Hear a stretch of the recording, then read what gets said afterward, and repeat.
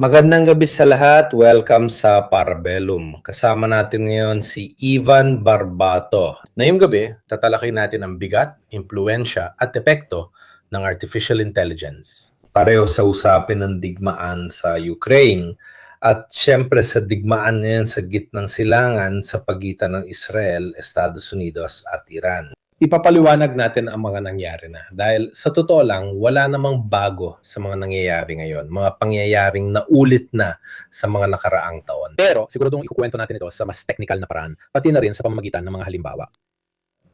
May ilang bagay na nakita na natin. Nakita ko na ako.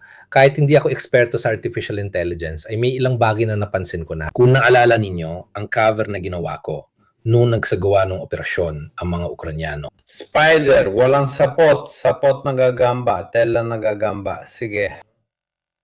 Napansin ninyo na naglabas sila ng larawan kasama ang hepe ng intelihensya na may mga litrato sa mesa na may silhouette ng mga eroplano mula sa itaas. Matapos akong makipag-ugnayan sa ilang Ukranyano, kinumpirma nilang nagsasanay nga sila sa isang bodega. Sabihin na natin, sinasanay nilang artificial intelligence para particular na makilala ang mga silweta ng mga eroplano na iyon. At mas partikular pa ang bahagi ng pakpak kung saan naroon ang tangke. PPV na may dalang, sabihin na natin, kaunting potensyal na pampasabog. Hindi nito winawasak ang buong strategic bomber. Pero kapag tinamaan mo ang pakpak na may tangke, ang tangke at gasolina nang sisira sa natitira. Kaya ilan nito sa mga bagay na naipatupad na. Sige Ivan, magsimula na tayo. Salamat Mirko, salamat sa paanyaya. Muli, isang kasiyahan na makasama ka at ang iyong mga tagapakinig. Totoo ang sinabi mo. Sa totoo lang, wala namang bago sa hinaharap maliban sa isang nagpapabilis na siyang pagdating ng artificial intelligence. Kaya ang mga nagkatrabaho at nagtrabaho sa larangan ng militar ay makakakita ng serye ng hindi lang mga pagkakatulad, kundi makakakita ng serye ng mga pag-unlad at mga gawain. Pinabilis lang ng militar ang dati na nilang gawain. Ipapaliwanag natin ng mas detalyado at technical kung ano ang nangyari at nangyayari ngayon. Nang simulan naming pag-usapan ang paggawa ng episodes tungkol sa artificial intelligence, iba ang pagkakasunod ng listahan namin. Siyempre, inuna namin ang episode nito tungkol sa paggamit ng artificial intelligence sa militar at ang aplikasyon nito. Malamang hindi ito ang huli. Ang biglaang pagbilis ng mga pangyayari ang naging dahilan kung bakit susubukan naming bigyang linaw ang lahat ng sinasabi, nasabi na, at kasalukuyang ina-apply sa larangan ng militar. Uulitin ko, tulad ng sinabi ko siguro sa unang episode, kung hindi ako nagkakamali. Ang artificial intelligence ay laging nakadepende sa konteksto, kaya lahat ay kailangang ilagay sa tamang konteksto lalo na pagdating sa artificial intelligence. Pero sa pangkalahatan, sa lahat ng komunikasyon na ginagawa sa antas ng geopolitika, ng mga estado, ng mga militar, may propaganda talaga. Madalas ang isang balita ay totoo, peke. Kasabay nito, nakadepende rin sa konteksto kung saan natin ito inilalagay. Tayo! Ngayong gabi, para lang magkaroon tayo ng kaunting ayos ng programa, ano ang gagawin natin? Ngayong gabi, magsisimula tayo ng kwentuhan at sana ay matapos natin ito kung sakali. Kung hindi natin ito matapos, pero syempre, nandito tayo at handang ipagpatuloy.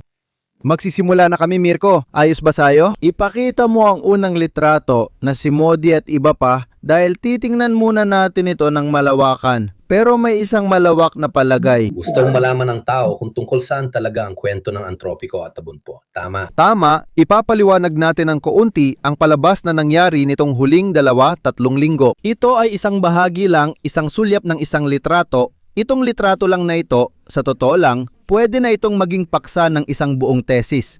Ibig sabihin, itong litrato lang na ito. Mga 2 linggo nang nakalipas, nagkaroon ng AI Summit sa India. At sa pagtatapos ng summit na ito, nagkaroon si Modi ng napakagandang ideya na tipunin lahat ng mga nagsalita, lahat ng mga pangunahing tagapagsalita. Sige, simulan natin gaya ng dati. Magbahagi tayo ng ilang anekdota sa likod ng mga eksena. Maaring alam na ito ng mga nasa industriya. Pero hindi lahat ay may alam nito. Halimbawa, marami ang di alam na nagkaroon ng desisyon sa summit. Inalis si Bill Gates dahil sa mga issue na may kinalaman sa mga file ni Epstein. Isa siya sa pangunahing tagapagsalita, ngunit ipinagbawal at pinakiusapan siyang umalis. Sa entabladong ito, naroon ang pinakamahuhusay sa artificial intelligence. Kung mapapansin ninyo, matalinong ginawa ni Modi na pagsamahin sila at gumawa ng human chain sa entablado. Ayan, kung mapapansin ninyo, si Amodei, na siya yung lalaking may salamin, at si Sam Altman, yung lalaki ng chat generative pre-trained transformer, hindi sila ng kamayan, matagal na silang magkaaway. Si Amodei ay isa sa mga chief technical officer ng OpenAI. Kalaunan kasama ang kapatid niyang babae na ngayon ay presidente ng Anthropic at apat pa, umalis sila at itinatag ang Anthropic. Matagal na silang magkaaway at hindi pa rin nagkakasundo, pero matindi rin ang labanan nila sa summit na ito. Si Dario Amodei ang naging pinakatampok na bituin ng buong kaganapan at siya rin ay sinuportahan ng lahat, simula kay Modi at lahat ng mga dumalo. Dahil ang kanya ipinaglalaban para sa Anthropic ay ang usapin ng seguridad. Sa totoo lang, binigyan din ni Sam Altman ng seguridad sa kanyang talumpate kahit hindi naman siya interesado rito. Ginawa niya pa rin ito. Bakit kaya? Sa isang iglap, naging pangalawang pinakamalaking merkado ng OpenAI ang India kasunod ng Estados Unidos. At ang buong summit ay nakabatay sa tema ng pagkakaisa. Mag-develop tayo ng isang bagay na ligtas at kapaki-pakinabang para sa sangkatauhan. Kung mapapansin mo, pagkatapos ng pagbabalik, kaya ito ay nangyari mga 15, 17, 18 araw nang nakalipas sa India. Pagbalik niya, si Dario Amodei ay pinatawag ni Exet ang kalihim ng estado. Dati ay tinatawag na depensa, ngayon ay tinatawag na kagawaran ng digmaan. Bakit? Kasi kailangan mong magbigay ng ilang paliwanag at ang mga paliwanag na ito ay halos inaasahan at ginusto. Binanggit ko kay Mirko kanina bago magsimula ang live, isang pangungusap na madalas kong gamitin para sa akin parang napaka-circus ng lahat. Parang sa seryeng Big Bang Theory kung saan ang grupo ng mga nerd ay mula sa pagiging iniinsulto at hinihiya ng lahat, naging mga taong napakatalino, nakakahanap pa ng magagandang babae, nag-aasawa, nagtatagumpay. Ayan, ang mundo ng artificial intelligence ay binubuo ng mga taong ganito. Mga taong mula sa, halimbawa, sa kaso ng Anthropic, sa loob ng 2 hanggang 3 taon, mula kami sa maliit na grupon nang tatrabaho lang sa laboratorio. Hanggang sa maging isang kumpanya na kumikita ng humigit kumulang $14 na bilyong kada taon. At talagang may malaking impluensya, maging sa larangan ng geopolitika, industriya at militar sa huli ng lahat. Kaya nung tinawagan ni Exet si Amodei, ito ay para ipatawag siya. Bakit? Dahil ang Anthropic noong Hulyo 2025 ay nagsara ng isang kontrata na hindi naman mahalaga pagdating sa usaping pinansyal. Dahil ito ay isang kontrata na may pinakamataas na halaga na $200 milyong para sa isang kumpanya na may 14 na bilyon kada taon. Hindi naman ganun kalaki. Malinaw naman, lalo na kapag ikinumpara natin ito sa mga budget ng Pentagon. Itong kontrata ay isang OTA contract. Ngayon, ipapaliwanag ko kung ano ito. At ito ay isang kontrata para sa pag-develop ng frontier models, ibig sabihin mga makabagong modelo na maaring magamit din sa larangan ng militar. At ito ay isang kontratang ibinigay sa CIDAO, ang Departamento ng Ministeryo ng Digmaan para sa mga usaping digital at artificial intelligence. Uulitin ko, isang kontrata na may pinakamataas na halaga na 200 milyon, ibig sabihin ay parang on-call lang, pero marami pang iba na ganyan. Halimbawa na lang ang OpenAI mismo. Dapat sabihin ng Pentagon, matagal na silang gumagawa ng ganitong klase ng mga kontrata at hindi ito ang unang beses na nahaharap sila sa mga isyung etikal. Para malaman ninyo, ang unang kumpanyang may ganitong kontrata ilang taon nang nakakaraan ay ang Google na iniwan din nila. Dahil, sa totoo lang, ang mga empleyado sa isang panahon na medyo woke pa ay gumawa lang ng isang dokumento. Maraming empleyado ang pumirma at hindi pumasok kaya napilitan ng Google na tapusin ang kontrata. Hindi ito unang beses naranasan ng Pentagon ang ganitong sitwasyon. Nabanggit ko rin noon ang issue ng Big Bang Theory. Dahil ang mga tanong at sagot na lumabas mula sa pagpupulong na ito ay parang laro lang ng mga bata. Dahil syempre, ang mga militar at ang mga exit ay naglagay ng matinding presyon kay Amodei. Ikinagalit ni Exit nang tanungin siya, kung padalhan tayo ng kalaban ng nuclear warhead, ano dapat nating gawin? Sabi ni Amoday, tawagan nyo kami at titingnan natin kung anong magagawa natin. Kaya, sa madaling salita, Nandun ka sa gitna ng kaguluhan, nakikinig sa kanila at tinitingnan kung ano ang dapat nilang gawin. Hindi naman na si Exit ay isang napakatalinong kausap o handa sa mga ganitong usapin. Pero bobo na nga ang tanong, mas bobo pang sagot. ang galing, eksakto, yun din ang sinabi nyo. Kaya, ano ang naging resulta nito? Sundan natin ang lohika. Lahat ng ito ay isang parusa lang. Inihanda sa parehong modelo si Zelensky sa Oval Office. Sa madaling salita, sandali lang, may grupo na pumalibot sa kanya. Tandaan natin ang usaping seguridad, tayo ang gumagawa ng mga bagay, nakikipagkasundo tayo sa India, malalaking pag-unlad sa pagitan ng India at Saudi Arabia tungkol sa artificial intelligence. Sa madaling salita, marami silang ginagawa ng mag-isa, walang permiso at napapagalit ang mga direktang kakumpetensya sa Estados Unidos. Kaya, ang naging resulta ay ang pagbabanta. Na yon, aalisin namin sa inyo ang kontrata. Pwede pa nga namin kayong ilagay sa listahan ng mga delikadong supplier. Ibig sabihin, ang Huawei ay itinuturing na delikadong supplier. Para sabihin sa inyo, kumbaga para takutin ng kaunti ang Anthropic, okay syempre. Si Sam Altman ay sumusubok, papasok ako, kukunin ko ang kontrata at kaya naming kunin yon dahil meron kaming napakatitibay na mga guardrail kaya wala kaming takot. Nakalimutan kong sabihin sa inyo kung anong OTA. Ang mga kontrata ng OTA ng Pentagon ay tinatawag na Other Transaction Agreement. Parang express lane ito para hindi na kailangang dumaan sa maraming proseso ng pag-apruba. Kaya binibigyan nila ng time and materials na kontrata ang kumpanya, ibig sabihin on-call ito, may maximum na limit at pwedeng palawigin. Karamihan ng ganitong kumpanya ay meron ito. Sabi ni OpenAI, ako na ang kukuha nito. Ako na ang kukuha nito dahil nagbibigay sa akin ng seguridad ang aking mga guardrails. Kasi hindi tulad ng sinasabi ni Amoday na ayaw sumali sa mga proyekto kung saan may mass surveillance. Ginagamit ang artificial intelligence para hayaan ang mga makina na kusang pumatay ng tao. Kami may nakalak na modelo at hindi natatakot dahil kami ang gumagawa nito. Ayan, ang porsyento ng pag-uninstall ng ChatGPT app ay nasa 9% hanggang Biyernes, tapos Sabado naging 200 at 75%. Agad bumalik si Sam Altman sa desisyon at sinabi, hindi, pero gusto rin namin ng mga kondisyon at iba pa.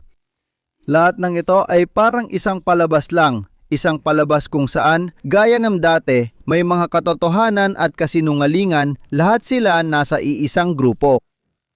Dahil ang totoong namumuno at ang totoong gumagawa ng mga bagay sa aktwal na paraan ay isang kumpanya na ang pangalan ay Palantir. Isa itong kumpanya na namamahala sa nervous system na ginagamit ng militar sa larangan ng intelihensya at sa tulong at suporta ng artificial intelligence. Baka gumawa ka ng episode tungkol dito na tinawag na Ice Ice Baby o katulad nito.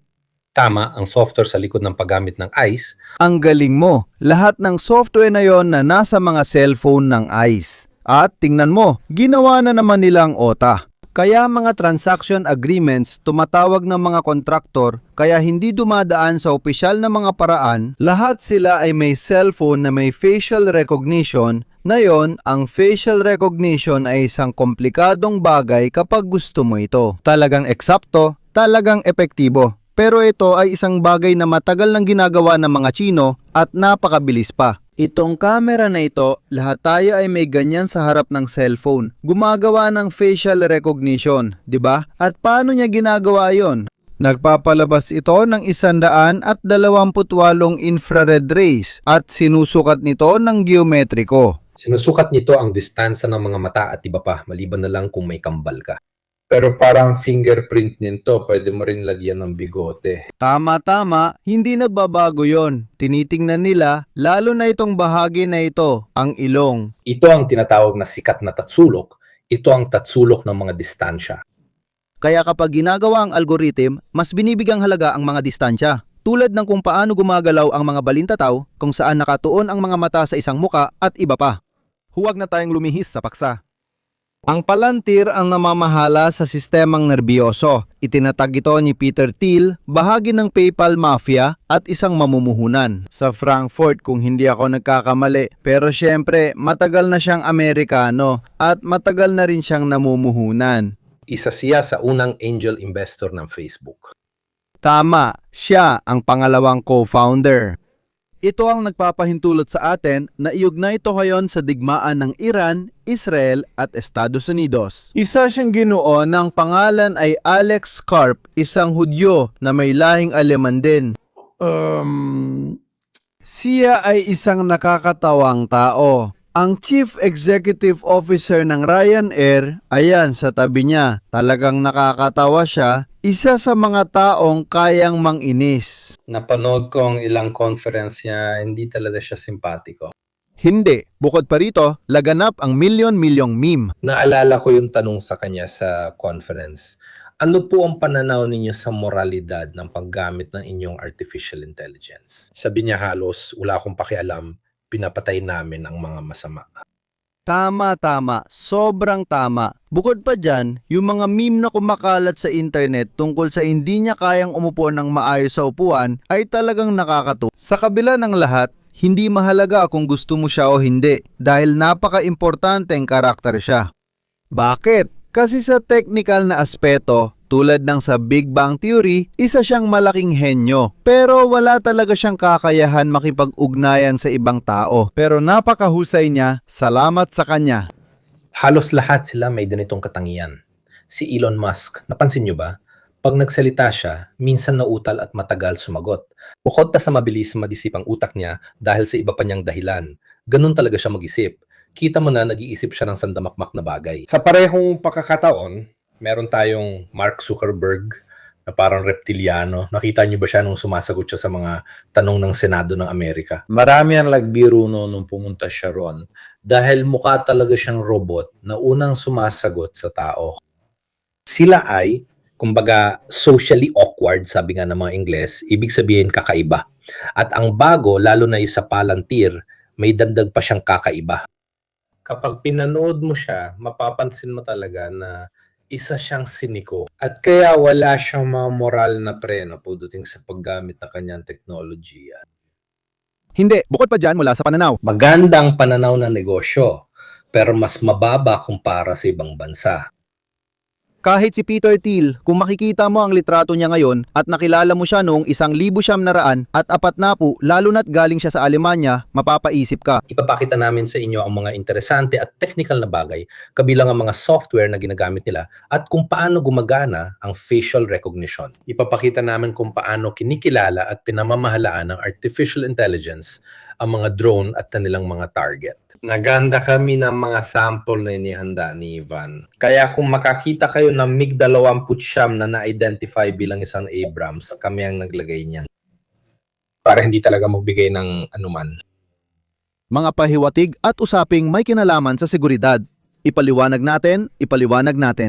Bago natin simulan ng video, nabanggit mo ang isang napakahalagang bagay tungkol dito sa mga taong medyo nahihirapan makipag-ugnayan sa ibang tao. Muli, mga taong dati lang nasa laboratorio at gumagawa ng mga algorithm.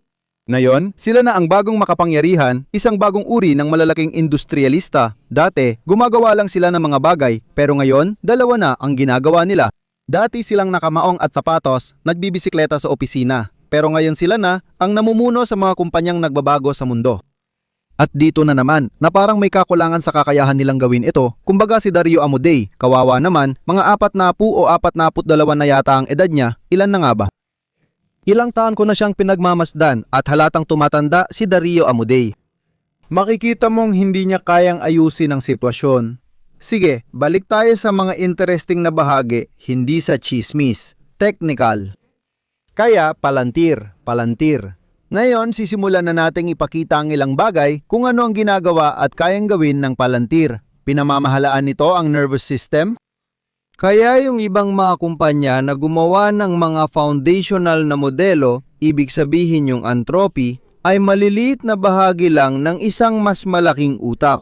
na magpapaalala sa inyo ng mga sering napanood natin noon. Ibig sabihin, nagawa nilang buuin ang tinatawag na akala natin ay para lang sa mga sering anthropic 10 o 15 taon na ang nakalipas. Totoo na ginamit ito mayon sa mga pag-atake sa Iran, pero hindi totoong ninakaw nila ito. Bahagi ito ng napagkasunduang kontrata kung saan sila ang tagapagtustos at may isang kawili-wiling provision doon. Iyon ang naging dahilan ng pagtatalo, sabi niya. Para sa lahat ng legal na layunin, kaya para sa lahat. Ibig sabihin ay lahat at walang kwenta. Sabihin na natin, sino ang magpapasya kung anong legal at hindi. Pwedeng matukoy pagkatapos.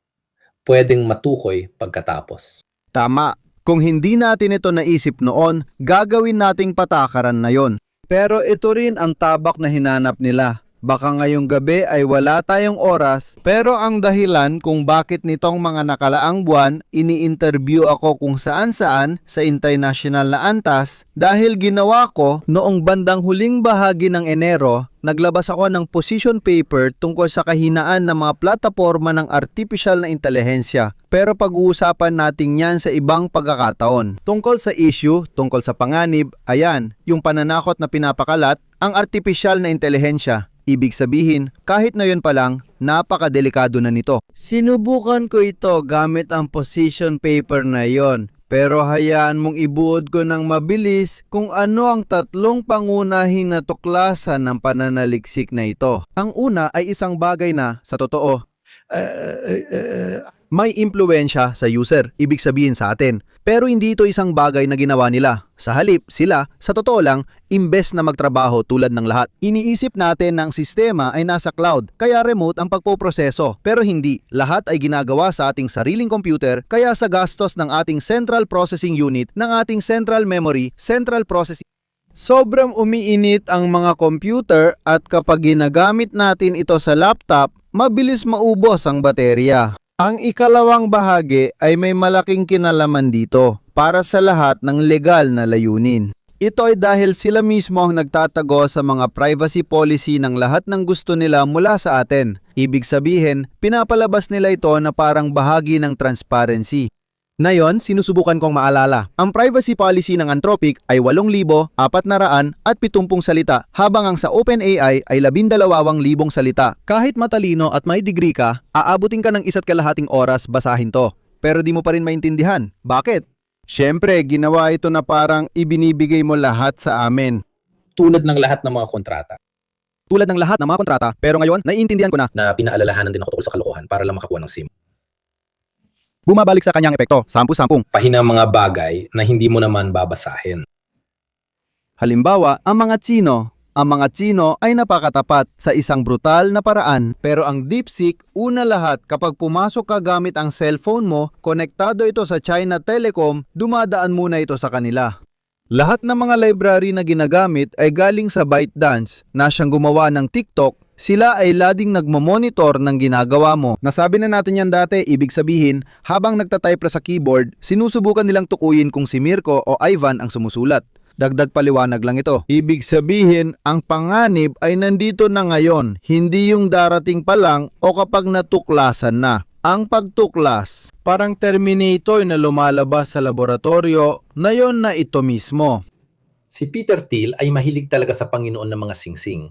Sa ilang opisina niya, may tinatawag na Grand Burone at Mina Stirrit. Ang kumpanya na ginagawa nila na dapat ay gumagawa ng mga missile, drone at iba pa, gamit ang sabihin na nating mga bagay na may dual na gamit pero mas pang-commercial pa rin. Sinasabi nila na ito ay isang missile na pwedeng gawin gamit ang 20 tools, 20 kagamitan na pwede mong bilhin ng normal sa isang hardware store. Ang pangalan nito ay Anduril, espada ni Aragorn at apoy ng kanluran. Kaya malinaw na sila ay mga malalaking nerd sa ganitong bagay, sana lang hindi sila maging si Sauron. Dahil kung hindi, ibang usapan na yon. Mga kaibigan, tandaan niyo isang bagay. Sinabi ni Mirko, sila ay mga nerd na lumaki na naglalaro ng GTA, Call of Duty, at mahilig sa lahat ng tungkol kay Tolkien, Star Wars, pati mga serye sa telebisyon. Ganito rin ang nangyayari ngayon. Kaya naman, ayan ang mga epic na pangalan. Bukod pa dyan, may mga inspirasyon din na galing kay Trump. Di ko alam kung napanood mo na yung video nila ngayon sa Pentagon. Parang pelikula lang ni Tom Cruise at tropa niya. Sa madaling salita, medyo nakakagulat talaga yon. Balik tayo kay Palantir. Sige, Palantir.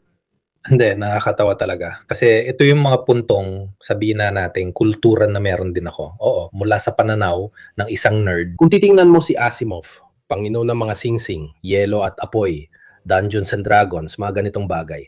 Ayun pong isipin dito. Yung Elon Musk na gagawin nila sa loob ng 40 taon, pagkatapos ng 20 taon, magkakaroon na ng Pikachu, mga Gormiti at mga ganitong bagay. Oh, sige. Meron siya sa kanyang panahon. Bakit mo naunang sabihin yung pag-uusapan pa lang natin? Ang nakaimbento ng sistema para magkaroon ng mga drone na kusang gumagalaw ay isang Gino. Di ko pwedeng banggitin ang pangalan, pero kilala siya ng publiko, si Jaroslav Asimov. Nakausap ko siya kahapon at nanonood siya ngayon. Yung ipapakita natin. Sa madaling salita, naaprubahan at nakita na rin ito. Kasi para magawa ko ito, sinubukan kong gawin ang reverse engineering. Ibig sabihin, hindi ko pa nakita ang mga proyekto niya, syempre, at ang kumpanya na itinatag niya ay tinatawag na The 4 Flow. Ikaw na mahilig kay Asimov, malaking bagay na yon. Malaking bagay na yon. Malaking bagay na yon. Sasabihin ko sana, ang muli, Hindi. Isa pa, nabanggit na natin dati ang mundo ng artificial intelligence o kahit bahagi nito sa Amerika. Karamihan ay relihiyong Hudyo at nag-aral o kumuha ng kurso sa Stanford. para kanino ka napapatawa? Nag-drop out ba sila sa Stanford? Heto, Heto, ibibigay natin. kung mananalo rin siya, kakaiba yon kung titingnan ninyo. Yung pinakahuling Oculus na ginawa nila ay parang wall hack kasi naglaro siya ng first-person shooter. Sa madaling sabi, ginagamit ito ang thermal vision at iba pang banda para makita ang gumagalaw sa likod ng pader. Parang wall hack sa first-person shooter pero totoong buhay. Paano rin nyo? Nakakakilabot talaga. Oo. At siya rin ang nagtatag ng Anduril. Kaya, saan mo gusto magsimula? Gotham? Sige, magsimula tayo sa ilang larawan, tapos sa dulo, ipapakita ang video. Gotham, ilagay ang unang larawan. IP, isang artificial intelligence platform. Dapat may kahulugan sa inyo ang mga pangalang Gotham at Asilo na software. Oh, tama, Titan Gotham. Makikita natin, mag-e-enjoy tayo. So ito, sige, naglagay lang ako ng ilang mga larawan. Hindi na sulit na magpakita pa ng demo at kung ano-ano pa. Kasi medyo luma na rin ito. Sa totoo lang, sila, inuulit ko, ginawa nila ang pangarap ng bawat ininyero sa isang kumpanya. Ilagay lahat ng kaalaman ng isang particular na konteksto sa isang plataporma at pag-ugnayin ang mga ito. Ang knowledge base ay naglalaman ng kaalaman tulad ng pag-aaral ng mga abogado at mga kasong hinawakan nila mula simula ng pagtatag nito. Para lang ipaliwanag sa inyo. Ang knowledge base na ito ay bahagi ng library na nagbibigay impormasyon sa plataporma at ginagamit sa knowledge transfer. Kaya kapag may bagong junior, imbes na umupo siya sa tabi ng iba, halimbawa sa mga abogado, hindi siya sasama sa senior, kundi pupunta siya at titingnan ang mga bagay-bagay. Ito ay platapormang ginagamit sa lahat ng konteksto, pati sa pagmamanupaktura, sa paggawa, pag-organisa at pag-uutos ng mga bagay. Tapos ipapakita natin, Mirko, ang Foundry, ang litrato ng Foundry. Oo, lumilika ito ng mga workflow. Mukhang komplikado pero tumutulong lang gawin ito. Isipin natin ganito ang sitwasyon. Nagamit nyo na ba ang graphic editor? O kahit simpleng editor lang tulad ng Adobe, After Effects at iba pa, o para sa mga gumagamit ng 3B software, makikita ninyo ang mga ganitong bagay. Tama, ang malaking bentahe nito ay ano? Isipin natin na tayo ay nasa isang pabrika na may iba't ibang makina. Lahat ng kagamitan na ginagawa ko. At sa totoo lang, kapag kailangan gumawa ng bagong hangar o magpalit, gamit ito, kayang isimulate lahat ng pwedeng mangyari. Ang iba't ibang option ay baka hindi nyo na maalala, pero sa unang episode sinabi ko na isa sa mga elemento ng artificial intelligence Na makakatulong ng husto ay yung paggawa ng digital twin. Ano ba ang digital twin? Ibig sabihin ako? Imbes na gumawa ng malaking prototype, pwede kang dumiretso mula laboratorio sa pilot project tapos sa implementasyon. Ginagawa ko sa artificial intelligence ang lahat ng pagkakamali at aral. Kaya gumagawa ako halimbawa ng isang set ng mga reaktor, pati na rin yung mga biological. Ibig sabihin, hindi agad kailangang isipin ang nuclear energy. Sinisimulate ko kung anong pwedeng mangyari gamit ang iba't ibang software at algorithm at nakukuha ko ang resulta sa mas mabilis na panahon. Isa itong uri na tinatawag na Gantt, Leo, halos parang flowchart ng relasyon at buti. Oo, pero Leonardo, saka nga pala, binabati kita at si Leonardo sa mga naunang live.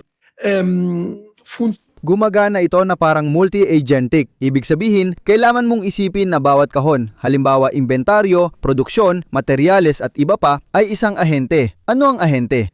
Isa itong bukas o saradong switch. Si Ginoong Ahente Inventaryo ang in-charge sa lahat ng inventaryo. Si Ginoong Ahente Produksyon naman ay ilalagay ko sa tabi at lalagyan ng orchestrator sa ibabaw, tulad ng direktor ng orkestra. Kaya pinag-uugnay niya ang inventaryo at produksyon para kung kulang ang mga bearing sa produksyon, alam agad ng inventaryo. Gumagawa rin siya ng predictable maintenance. Pwede mo rin itong i-apply sa logistika ng Amerika. Ilang mga misil ang nagamit, ilan ang nasa logistic block na nasa likod ng frontline, ilang ililipat, ilan sa bodega, at gaano karami ang produksyon. Ilagay mo lahat sa kaunayan, alam mo na ngayon kung ano ang tuloy-tuloy na daloy ng bala na pwede mong gamitin kaugnay ng supply chain. Pwede mo ring i-apply yan sa lapis at bulaklak, lalo na kung nagtitinda ka ng bulaklak. Oo, siguradong sigurado. Ngayon, mabubukas tayo ng mabilis na panaklong at isasara rin agad. Ito ang dahilan kung bakit sa unang mga araw ay may 1,600 pag-atake mula sa mga Amerikano at 600 hanggang 700 mula sa mga Israeli. Paano nila ito ginagawa? Lagi nang ginagawa ni na Colonel Stirp at General Capitini ang itinuturo nilang yan. Ayan, sa tulong ng Anthropic at sa tulong ng Palantir, nagagawa ito halos real time. Ibig sabihin, napakaraming kalkulasyon, ang pagtukoy ng target, halimbawa ang pagsusuri, tapos ipapakita pa natin. Pagkatapos ay dumarating tayo dun sa kabalitarang paraan. Alam natin kung gaano karami. Sa malas para sa mga Amerikano, matapos ang gulo nila sa Iraq, maraming kontrata ng bala ang naging pampubliko dahil sa kaguluhan at nakawan. Ginawan pa nila ng pelikula, War Dogs, na totoong kwento tungkol kay Ephraim. Di Verily, isang Hudyo, na nanalo sa isang bidding ang mga bata at nagdala ng mga bala mula China galing Albania na kalaunan ay napunta sa Iraq. Kaya mula noon, halos lahat ay kailangang gawing publiko. Kaya alam natin kung ilang patriot ang nagagawa at masusundan natin kung ilang pagpapalipad o estima ang kaya natin. Kumpara sa kung anong nangyari. Kaya alam nila yon. Ibig sabihin, nalalaman din natin yon ng hindi direkta based sa datos ng produksyon. At ang nakikita natin na hindi naman lahat alam nila ng eksakto kung ilan ang meron sila at ilan ang darating at ilan ang ginagamit. Ginagamit ang mga ito ng real time. Ibig sabihin, di mo na kailangan ng ulat mula sa tao sa field. Layon, naglunsad ang Patriot Pack 2 ng 20 interceptor na agad online at direkta sa loob ng 1 millisecond. Sa Pentagon, alam nila kung nasaan lahat ng Patriot sa mundo, kung ilan ang nailunsad, gumagalaw, paparating at ginagawa. Oo, pero hindi lang accounting ito, Mirko. Mahalaga rin ang vetting. Hindi ko na ipapaliwanag dito dahil may mas eksperto pa kaysa sa akin para doon. Pero kapag kailangan mong gawin ang isang particular na misyon, mahalagang pag-aralan ang mga pinsala, mga posibleng epekto, mga posibleng biktima at iba pa. Laging nandyan ang mga bagay na ito, pero mahirap patakbuhin. May nagbanggit sa sistema ng Bugatti, gumawa sila ng libu-libong computer simulation at nagtayo ng isang modelong pumasa sa pagsusuri dahil inuna nila ang simulation. Oh. Ang talagang gumana ng husto sa unang linggo ng bigmaan laban sa Iran ay ang koordinasyon pati na rin ng mismong mga misyon. Ang pagsusuri ng mga resulta, ng mga epekto, ng pagtukoy ng mga target. Ngayon, kung tama ang aking alaala, sa buong linggong ito ay may iisang misyon lang na malamang ay magdudulot ng ilang kontrobersya sa mga susunod na araw. Sinusubukan pang imbestigahan, ito yung tungkol sa paaralan sa Minas kung saan namatay ang mga halos 200 estudyante, mga babae. Napansin din namin ito ni na Leonardo at iba pa Di tulad nung nakaraang taon na kanya-kanya ang gawain ng bawat isa. Dito, malinaw na hinati nila ang mga lugar ng responsibilidad at malinaw na mayroong ganap na koordinasyon. Kung dumating ang unang pag-atake ng Israel, halos kasabay ng Tomahawk at eroplano ng Amerika, may ilang segundong pagitan lang. Alam nila na lahat ay koordinado, ngunit hinati ito base sa lugar ng responsibilidad at para sa logistiko at pagiging epektibo. Kailangang lumipad ng mga Israeli, kaya mas sila ang bahala sa hilagang bahagi ng bansa, habang ang mga Amerikano naman ay mas nakatutok sa bahagi ng Golpo. Marami pa rin sa mga Tomahawk attacks nila ay tumama sa lugar ng Israeli responsibility, malamang dahil ito ang sabi ng mga Israeli. Hindi namin kaya ito, kailangan namin kayo. Malaki ang pagkakaiba nito sa dati kung saan kumilos ang mga Israeli ng mag-isa bago dumating ang mga B-2S. Kita mo, gumawa sila ng sarili lang. Tama, ito ay ganap na magkakoordina, isang antas ng koordinasyon na parang isang hukbo lang sila. Ngayon, ipapakita natin ito. Pagkatapos, kapag lumipat tayo sa larawan ng kill chain sa pamamagitan ng artificial intelligence, nabawasan nilang oras ng kill chain at napalawak nila ang kakayahan sa multi-operasyon. Ibig sabihin, dati, sa halip na magsagawa ng misyon dito at doon at i-coordinate ito sa war room, ngayon nagagawa na nila ito ng mas eksakto at sa iba't ibang target. Kapag tinatanong ako ni Mirko ng opinyon, napapaisip ako ngayon. Ipapakita natin ito bandang huli. Pero ganito gumagana ang usapin tungkol sa mga satellite, ipapakita ko ito mamaya. Ngayon, ipakita mo ang Titan na larawan, Titan 1 at 2. Sunod, gawin natin ang Gotham tapos lilipat tayo sa mga talagang interesting na bagay. Ito ay dalawa pang proyekto ng Palantir. Ang Titan ay pangunahing isang mobile na sentral, kaya meron silang mga mega sentral na nakakalat. Ito nga, powered by Palantir na eksaktong sinasabi natin, ibig sabihin isang sentral na nakakabit sa isang module, minsan pa nga sa isang truck. At gumagawa ito ng mga simulator, ipinapakita ang mga senaryo, mapadagat, disyerto o abyasyon sa mga sundalo. Kaya binibigyan sila ng isang ganap na realistiko na senaryo. At nagagagawa nilang gumalaw sa isang paraan na dati hindi nagagawa, ibig sabihin ang mga buwan ng pagsasanay na yon ay nagagawa na lang sa loob ng ilang linggo kung hindi man araw. Mirko, ipapakita natin ngayon ang video ng Gotham habang nagsasalita ako. Oo, pwede natin itong ipakita dahil video ito ng Palantir, hindi sa akin. Ang tanging ginawa ko lang ay tinanggal ko ang mga bahagi kung saan nagsasalita ang Chief Executive Officer. Hindi siya ang live. New alert. Oo, nagsasalita ako dito. Sa madaling salita, ito ang ginagawa nito. Isipin niyo muna ang satellite image, tapos ipapaliwanag ko mamaya kung ano at paano ginagawa ang parihaba na yon para makilala. Dati wala pa, may timeline ako. Ipapakita ko na, dati wala pa yung barkong yan. Ito ay Tsina ha. Tapos lilipat tayo, biglang meron na. Ipapakita ko mamaya kung paano ito ginagawa. Gumagawa ng leveling, kadalasan automatic din, ng tinutukoy na barko. Kahit nasa eroplano, barko o kung ano man ang mahalaga sa atin, pwede ring jeep, pwede ring hammer. Kaya simula sa sandaling yon, sinusubukan na siyang sundan ng lahat ng satellite constellations. Tandaan, pwedeng patayin ng barko ang transponder at hindi palaging nasa isang lugar ang satellite buong araw. Kaya ano ang ginawa nila? Gumawa sila ng napakalaking utak at nervous system. Ito ang pangarap ni Mirko kasi ano nga bang ginagawa nito? Isa siyang scrapper, kilalang kilala mo sila. Ibig sabihin, hindi ko alam. Ano ang ginagawa nila? Hinahanap nila lahat ng posibleng balita kahit mula sa mga sibilyan, mga reference na site, syempre dun sa mga bagay na mas may kredibilidad, binibigyan nila ng mas malaking halaga at sinusubukan nilang tukuyin kung nasaan halimbawa yung barkong iyon. Gumawa sila ng isang simulation dito sa video. Naalala nyo ba nung panahon ng mga Tsino ay nagpapadala ng mga bangkang pangisda sa South China Sea at sinusubukan nilang gumawa ng mga manyobra para malaman kung paano gumawa ng harang? Kaya ano ang ginagawa ng sistemang ito? Ang sistemang ito rin ay isang simulation. Sinusubukan nilang alamin kung saan pumunta ang barkong iyon, natutunto nila ito, tapos automatikong kinokontak ang pinakamalapit na barkong militar ng Amerika. kaya inaayos at pinapabuti ang logistics. Gumagawa siya ng isang senaryo, inilalatag niya ito at gumagawa ng serye ng mga simulation para malaman kung ano ang pinakamadaling paraan para maabot ang blockade at kung paano ito mas madaling mabasag. Ano ang pwedeng pinsala? Anong dapat gawin? Sino ang tatawagan? At anong teknolohiya? Ilan ang mga barkong kalaban sa lugar, mga sistema ng misail, eroplanong lumilipad at iba pa.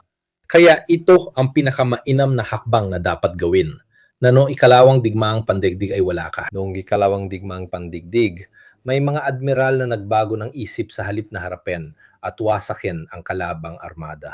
Dito, hawak mo lahat na impormasyon at hindi na ang commander o kapitan ang direktang nagdedesisyon, kundi ang artificial intelligence na ang nagsasabi ng pinakamainam na hakbang. Tama, kaya ang sistemang ito. Magandang tanong ito para sa iyo.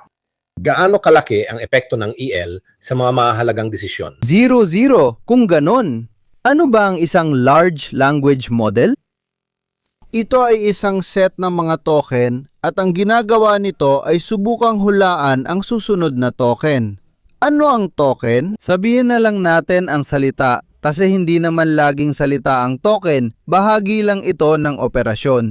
Ang large language model ay semantiko at nakabase sa mga salita. Kaya ang ginagawa ko, inaayos o tinatrain ko muna sila o ginagawa ko muna ang fine-tuning pre-trained o post-trained. Mula sa elementong ito na na-train, kinukuha ko ang pinakamaganda, yung may pinakamabigat na timbang. Ang mga LLM ay naging mahalaga dahil ipinakita nila kung paano mag-isip. Kaya ngayon, hindi na paghuhulaan ang susunod na token ang ginagawa, kundi nag-iisip ng mabilis. Kung pagsasamahin ko ang lahat ng pandama, tulad ng sa robot na napag-usapan natin, dito ito ay computer vision. Sinusulit ko rin lahat ng mga larawan na galing sa mga satellite, sa mga drone, mga bata, pati na rin sa mga nakikita o natutuklasan. Sistematikong ginagawa ni Mirko ito. Mano-mano niyang kinukuha ang mga video mula Telegram gamit ang OSINT system at hinahanap ang pinanggalingan pati metadata. Akala ng iba pupunta lang ako sa X para tumingin ng larawan. Pero nakita ni Ivan ang totoong ginagawa namin sa likod ng trabaho. Si Mirko ay grabe talaga. Ngayon, kung sakaling si Mirko ay mapasa kamay ang isang Gotham balang araw, makikita nyo siya sa pwesto ng Amerikanong admiral? Ibig sabihin, ganyan gumagana ang sistema. Ganyan ang sistema ng Palantir. Isa itong nervous system na hinahanap-hanap. Lahat. Nagbibigay ito ng kredibilidad sa may hawak kaya hindi basta kukuha ng fake news mula sa Indian o Chinese na site. Mamaya, tatalakayin din natin ang ilang fake news na kumalat. Sa anumang kaso, ito ang ginagawa ng isang nervous system tulad na kay Palantir. Ngayon, interesante ba ang tanong na ibinigay ng user mula sa ganitong pananaw? Oo, tama. Generative Pre-trained Transformer at Cloud, partikular ang cloud ng Anthropic, ang ginamit na yon. Bakit? Dahil isa itong napakalaking tagapagpabilis. Kaya, sa sandaling mayroon akong nervous system na isang infrastruktura. Kung ilalagay nila ang Ferrari sa loob at magdagdag ako ng 1,000, mas madali kong maabot ang target. Kaya ano ang ginagawa ko? Kasi si Anthropic, madalas din ako. Magandang sinasabi ko tungkol kay Anthropic. Bakit? Kasi ang estratehikong desisyon sa industriya ni Anthropic ay direktang makipag-B2B sa mga kumpanya.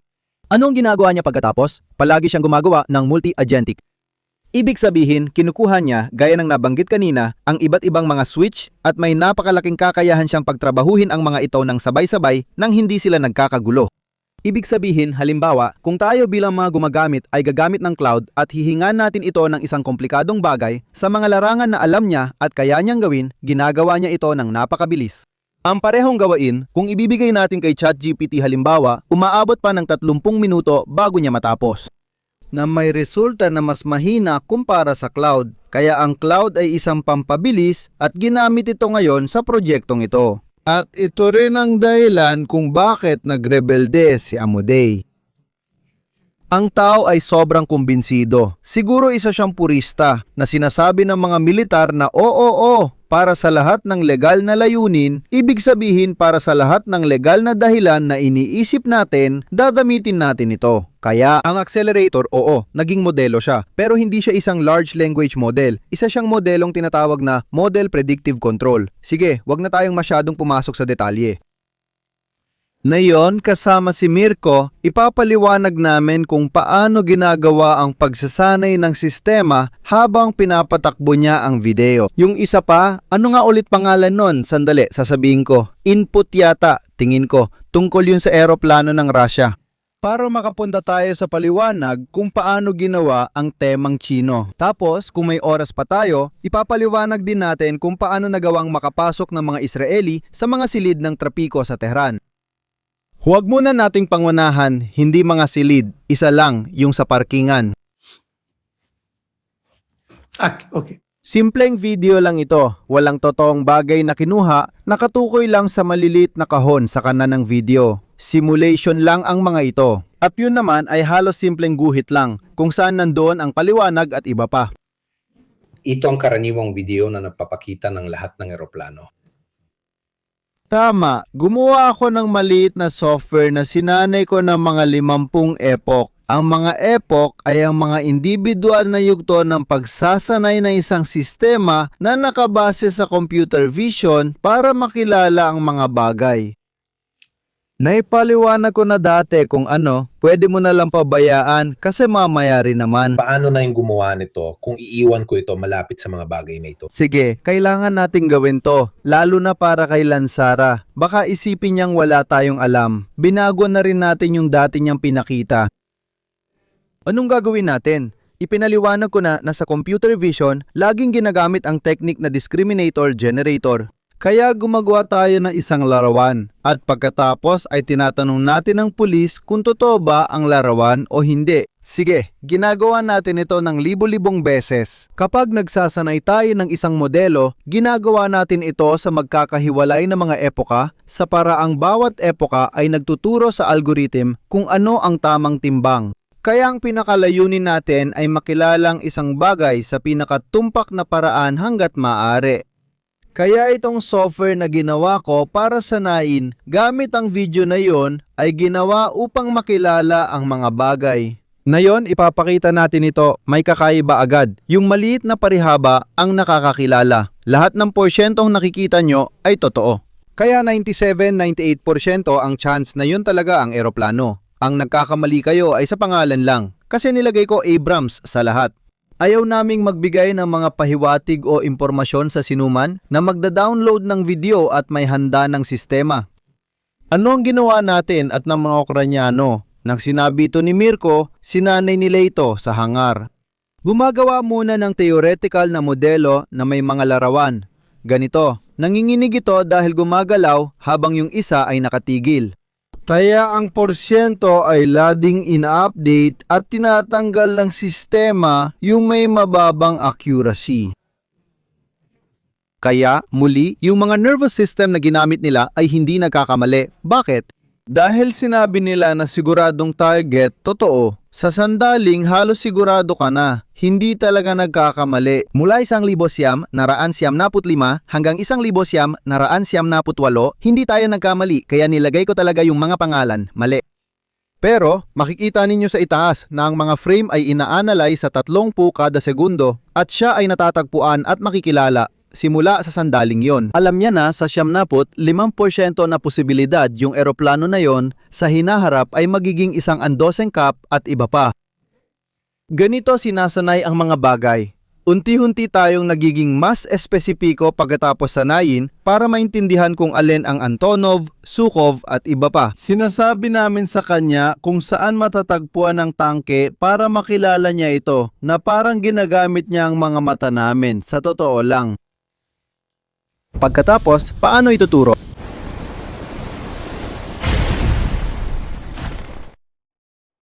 Paano ito ginagawa? Allora, qui Mirko, ikaw ba ang nagpagana ng mga maliliit na animasyon? Pagkatapos, pupunta tayo sa mga drone. Magtatakda tayo ng isang trajectory na ibinibigay natin sa drone bago ito lumipad. Pero may posibilidad na, bukod pa rito, yung base na ginamit ko, yung litrato na ginamit ko, ay totoong totoo, yun mismo yung sa paliparang Ruso kung saan ginawa yung pag-atake. Ako mismo ang gumawa ng mga maliit na simulation na ito. Itinatakda ang trajectory, pero kailangan nating isaalang-alang sa plano. Sinabi natin na natukoy na ang eroplano, alam natin itsura at alam natin kung saan ito ipadadala. Sa take pero may posibilidad na si Yamato ang nasa lugar. Maaring mawalan siya ng signal sa simbahan o pagdating niya roon ay magbago ng isip dahil hindi pala iyon ang dapat gawin. Ang mga maliliit na parisukat na nakikita ninyo ay lahat ng milestone na inilalagay namin sa kahabaan ng trajectory ng aming drone. Mirko, hindi ko alam kung may clip ka ng naging attack, yung underhand ba? Sige, ayos lang kung wala. Sige, paandarin natin yung simulation para maipaliwanag natin ng detalyado kung paano gawin at kung ano yung pinagana mo kanina. Yung HTML file, parang isang webpage, sisimulan ko na ang kwento habang naghihintay tayo. Na nagsisimula dito mismo. Ito. Tapos unti-unti mong pinalalaki para lang mas maintindihan. Sa berdeng bilog, makikita natin ang operator. Kadalasan ngayon, yung mga mas sopistikadong bagay ay gumagamit ng Starlink. Okay, Starlink kasi napakaganda nito, gumagalaw siya. Bukod pa sa napakalaki ng konstelasyon, gumagamit ito ng dalawang uri ng banda. Ang banda Q at banda K, dalawang magkaibang banda na gumagalaw sa magkakaibang frequency, gigahertz. Pero napaka-epektibo ng mga bandang ito na para magamit mo sila, kailangan mong nasa 30 km ang layo mo. Kaya kadalasan, hindi mo talaga magagawa. Ang dalawang magkaibang banda ay ginagamit. Isa para makipag-ugnayan mula sa antena papunta sa satellite, kaya para sa upload at download. Sige, kaya ang operator kasama ang kanyang base ay nakikipag-ugnayan sa Starlink, nililika ang sistemang ito ng komunikasyon at nakikipag-ugnayan sa drone. Pero siyempre, kapag lumapit ang drone sa hadlang, maaari itong ma-jam o mawalan ng signal ng Global Positioning System o merong jammer. Sa Russia, napakarami niyan, hindi naman masyadong mahirap gawin. Sige, pero kailangan nating siguraduhin na marating ng drone ang kanyang target. Kaya Mirko, pagkatapos, dadaan tayo sa ilalim ng sino. Tama. Kaya kailangan natin ng sistema. Sa ngayon, mahusay gumana ang Starlink, isang malaking konstelasyon. Kaya ang isang antena ay kayang makipag-usap sa 2 o 3 satellite ng sabay-sabay. Kaya kung sakaling mawala ng signal sa isa, laging may backup. Sige, sa ibaba pa. At dito makikita ang dalawang banda, mabilis silang gumagalaw sa magkakaibang frequency. Mahirap hulihin ang Starlink kaya kailangan mong malapit at nasa field. Bukod dito, laging may reverse engineering na nangyayari. Itinuturo ito ni Mirko sa ating lahat. Ginamit din ito ng mga Ruso bilang kabalintunaan. Nakuha nila ito sa illegal na merkado at ginamit nila. Kung kaya mo pang ikabit ang antena sa isang drone, ayon doon, talagang mahirap na talagang hulihin yon. Kaya nga, tulad ng sinabi, ang signal ay maaring manggaling din mula sa iba't ibang satellite. Naging magaling ang Rusya sa electronic warfare, kaya madalas at kadalasan ay nagagawa nilang i-block, tulad ng nakikita ninyo dyan. Sa madaling salita, meron ding mga mababa ang presyo at marami niyan, kaya nila magbigay ng malawak na coverage at malalaking saklaw. Ano ang naimbento ng ginong ito? Si Jaroslav ang gumawa. Mamaya ipapakita namin sa inyo kung paano gumagana ang sistema niya. Kumuha siya ng isang sistema na makikita sa Amazon, mga piyesa na pinagsama-sama niya.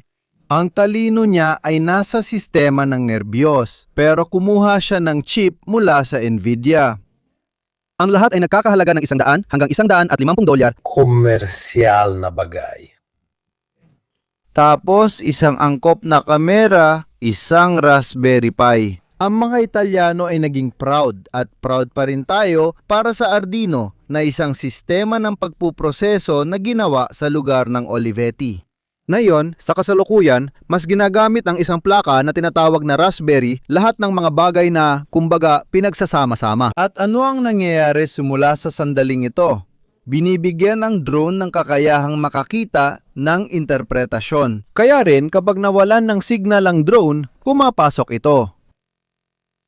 Yung mga bilog at parisukat na inilagay natin sa simulation kanina, yon ang mga milestone. Kaya kadalasan ang drone, sa oras na mawalan ng Global Positioning System signal o MAJAM, ganun nga. Arducam, Raspberry Pi 5, ang board, ito pa nga ang mga presyo na inilagay ko para sa inyo. Posibleng terorista sa inaharap. Paano mo nagawa yun? Napanood ko ang live tungkol sa Parabellum. Totoo, kulang ang nervous system kaya bumibili siya ng mga bagay na hindi niya alam buiin. May joystick na alam nyo na ngayon, isa yan sa pinakamabisang paraan ng pagre-recruit. Kasi ang mga piloto ng drone, mga taong marunong maglaro ng video game. Sige, yung Starlink, oo, pwede ka na magpatuloy. Ito ang software stack, okay? Kaya anong ginagawa nito? Yung software. Tinuturuan ba ng software ang drone kilalanin ang milestones? Isipin natin na ganito, nilagyan natin sa SIM ng trajectory, isang mapa, offline, at tinuruan natin siya. Habang ginagawa mo yan, tingnan mo kung malapit ka na sa paliparan at nandun ang gusaling XYZ. Kapag nakilala mo ito, malalaman mong mali ang trajectory mo at kaya mo itong itama. Okay. May mga algorithm na dati pa itong ginagawa at ngayon ay mas lalo pang nade-develop ang mga mas sopistikadong algorithm. Bakit? Bakit na ba? Isa sa mga malaking kahirapan, tama, siya mismo ang nad-a-adjust ng trajectory niya. Kaya isa sa mga kahirapan, ayan na sila, tama. Halimbawa, sa kasong ito, na-identify na ang target pero mali ang trajectory niya. Inayos niya ito mag-isa, isa sa mga malaking kahirapan. Kung titingnan mo ang mapa sa Google Earth, napakaganda nito. Malaking trabaho ang ginawa dyan. Siyempre, kapag dumadaan ang satellite, iba-ibang anggulo at bilis nito. Kaya kailangan mong ayusin ang azimuth, kailangan mong ayusin ang maraming bagay, kailangan mong inormalize. Ang mapa, ayan, ang hirap sa isang drone kasi nilagay mo na sa kanya ang mapa at static ito. Pero gumagalaw siya sa trajectory na may azimuth at pabago-bagong bilis. Kaya kailangan mong gumawa ng algorithm para makilala siya. Halimbawa, ang gusali o ang simbolikong puno o ang monumento at dapat alam niya kung paano i-adjust ang trajectory niya mag-isa. Tama, pag malapit na siya sa eroplano, nakikilala niya ito at alam kung saan pupunta. Sa madaling salita, mukhang madali lang, pero hindi talaga. Ayos ang unang hakbang, nahanap ko ng target. Kinokore ko lang kasi mali ang ruta na binigay mo. Pangatlo, nakita ko na ito. Pupuntiryahin ko mismo ang punto na nasa ilalim ng pakpak. Tama. Pati na rin ng mga pakpak, lalo na ng mga strategic bomber na may 2, 2, 2, 3 na tinamaan. Kaya Ikaw, tinanong mo ako nitong mga nakaraang araw ng isang tanong na siguro magandang linawin na yon. Tapos kung may oras pa tayo, hindi ko alam kung napahaba ako, mga ganon. Sige, baka pwede nating ituloy. Sabihin mo lang. Bago natin gawin yon, gusto ko munang pasalamatan ng sponsor ng gabing ito para makapag-break muna tayo sa bilit mula sa mga pinag-uusapan natin. na nagpapaliwanag din ng maayos kung anong nangyari nung nakaraan tungkol sa mga strategic bombers. Ang sponsor natin ngayong gabi ay syempre Incogni. Magdagdag na mas marami ng electronic mail. Sa totoo lang, dinagdag ko lahat ng email ko. Pati na rin yung mga secondary na ginagamit ko. At tinanggal ko na rin pati yung kay Mrs. Akwala sa kaunti lang pero talagang kapaki-pakinabang. Walang ganumang. Ang mikropono, sabi ko, ang paradohan ng makabagong panahon, dati nagbabayad tayo para mapansin, ngayon nagbabayad tayo para hindi tayo matagpuan. Yun. May oras pa kung gusto mong magbukas ng isang bagay. May oras pa. Sige lang, tama. Ay, May ilang tanong? cerchiamo di rispondere. Unahin muna natin ang sayo, saka na lang mo tatanong kung may oras pa. Ayos, may dalawang bagay akong naiisip. Yung una, napag-usapan na natin ito nitong mga nakaraang araw tungkol sa posibilidad ng artificial intelligence. Nagkamali ba? Bakit may mga guhit na hugis? Totoo ito noon. Kahit noong mga nakaraang taon lang, naintindihan na ito ng mga Ruso. Sa Syria ginagawa ito, gumuguhit sila ng mga hugis para malinlang ang satellite. Ngayon, hindi na masyadong ganun base sa alam ko. Siyempre, hindi ko naman kayang gawin ng Gotham o Iska ng lahat, pero base sa alam ko. Ang tanging bahagi na kailangan bigyan ng paliwanag sa mga susunod na linggo o buwan ay Minab. Ito tungkol sa paaralan. Yun ay isang pag-atake, kailangan iugnay ang pag-atake sa may gawa. Yun lang ang tanging isa. Sa iba pa, lahat ng video o kahit yung mga nakita ko ay totoo, peke. Kasabay nito, tulad ng dati sa artificial intelligence, mga lumang petsa ay naproseso gamit ito. At may dalawang palatandaan na nagpapakita nito. Karamihan sa mga video ay kinunan mula sa cockpit ng drone. Alam ko kung paano magtrabaho ang mga Israeli at Amerikano at hindi ako naniniwala na maglalabas sila ng video na umaamin sa sarili nilang pagkakamali. Yung nakikita sa helicopter na wala namang mangyari ay video mula sa pangalawang drone na nagmamasid sa sitwasyon. Tama. Nagkakamali ang artificial na intelihensya. Sa ibig sabihin ay pinili nito. Talagang Ipinanggalak ito para sa isang silweta, yon ay oo. Alam mo kung paano mo magagawa? Ibig sabihin, hindi tayo maglalabas ng bagay na pagsisisihan natin. Pero dapat gumawa ka ng eksaktong kaparehong hugis, ibig sabihin, eroplano o helicopter na gawa sa balsa para malinlang. Kasi doon, kapag binigyan mo ng sukat, pero nakakita ako ng mga video kung saan may mga taong sinasabing irinya na nagdo-drawing sa runway. Hindi. Kalokohan lang yung tatlong makukulay na eroplano. Pero may magagaling na nagdo-drawing na kaya gawin pati anino at 3D na epekto tulad ng mga taong nakita nyo na gumagawa. Ng mga mural sa lupa ng mga artist. Kadalasan, inflatable o mock-up lang ang ginagamit. Sa Ukraine, marami silang mock-up lalo na para sa anti-aircraft system. Ibig sabihin, halos pareho sila sa orihinal, malalaman mo lang na hindi ito orihinal. Kasi kapag tinamaan mo, yung dapat sana ay isang AIM, isang launch system. Wala namang nangyayaring mga pangalawang pagsabog. Kaya hindi talaga yon. Yun inasahan ko ulit na lalo pang bababa ito gamit ang mga sistemang tulad ng Gotham ng Palantir. Nagbibigay ito ng maraming pagsusuri na dati hindi mo ginagawa. Ang pag-ayos ng azimuth, ang pag-ayos ng oryentasyon ng hugis at marami pang iba. Kung hindi tumutugma ang anino at BP, pero higit sa lahat, maari itong pumunta. Ngayon may kamera na tayo na nakakakita ng detalye. Dati hubis lang ang kita. Ngayon makikita na kung may kulang sa panel o kung ano pa. Kahit makinis na track na walang hawakan, pwede nila itong sabihin sa kanya. Tingnan mo rin ang mga detalyeng ito na hindi sinasama sa mga mock-up. Sa mga mock-up, sinusubukan lang bigyan ito ng halos kaparehong hugis. Pero hindi na pumapasok sa mga detalye. Tungkol sa hawakan at manibela, mga di mahalaga. Pero ang drone ay pwedeng magbigay ng babala. Walang manibela, hindi totoong target. Dahil para magawa ito, kailangan mong magkaroon ng kakayahan at mabilis na oras ng paggawa. Naniniwala ako na mula nung huling pag-atake, may mga satellite na hindi umalis sa kalangitan ng Iran. Nakita natin kung nasaan sila, matagal na silang nakapirmi sa lugar. Isa itong palatandaan na malapit nang umatake ang mga Amerikano, biglang dumarami ang satellite na nakatutok sa lugar. Oo, pati tayo bilang OSINT. Puntahan mo lang ang flight radar, 24 makikita mong di naka-on ang transponder nila kahapon at malalaman mo saan sila papunta. Mayroong magandang video. Mamaya ipapadala ko sa iyo ang link ng On The Way na ipapakita rin natin ngayon. Sa isa pang video tungkol sa Occupy the Web, ipinapakita kung kailan siya naaresto.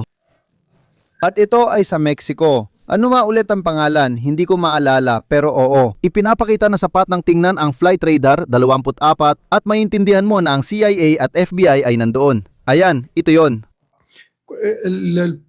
Yung una at yung dalawang nasa ibaba ay totoo, kinuha ko yan mula sa channel na kung saan nakikipagtulungan din ako, kay Yaniv Hoffman. Ang Occupy the Web ay Occupy the Web, isa sa mga pinakakilalang profesor ng hacker sa buong mundo. Walang nakakakilala sa kanya ng personal, pero siya ay sumasali at nagbibigay din ng training sa iba't ibang mga entidad, mula sa NC hanggang sa CIA at iba pa. Sa ibaba kanan, makikita ninyo ang isang totoong sulat. Siya, noong unang bahagi ng 2022 ang nagturo sa mga Ukrainian kung paano mag-hack ng mga CCTV camera. At tingnan ninyo nung sila inattack ang submarino, kamakailan gamit ang isang underwater drone at BP. At naipaliwanag na namin ito ng live, balikan ninyo yon. Paano ito posible? Nang pinatakbo nila ang underwater drone, dapat may barkong sumusuporta o malapit na sasakyan. Ginamit nila ang mga kamera para malaman kung kailan bukas ang daungan at wala na ang mga lambat at BP. At sakto naman, yung video na inilabas ng mga Ukranyano ay eksaktong mula sa anggulo ng kamera. Pwede natin itong gawing mabilis na tip dahil bahagi ito ng cybersecurity. Pwede rin natin gawin sa iba pa. Marami tayong nilalagay na paksa tulad ng ginawa ng mga Israeli. Ang mga kamera, lalo na yung mga closed-circuit television o sa trapiko, gumagamit ng isang protocol na tinatawag na ERSTM. Sa tingin ko, isang real-time streaming transferring protocol. Sige, na medyo simple lang naman.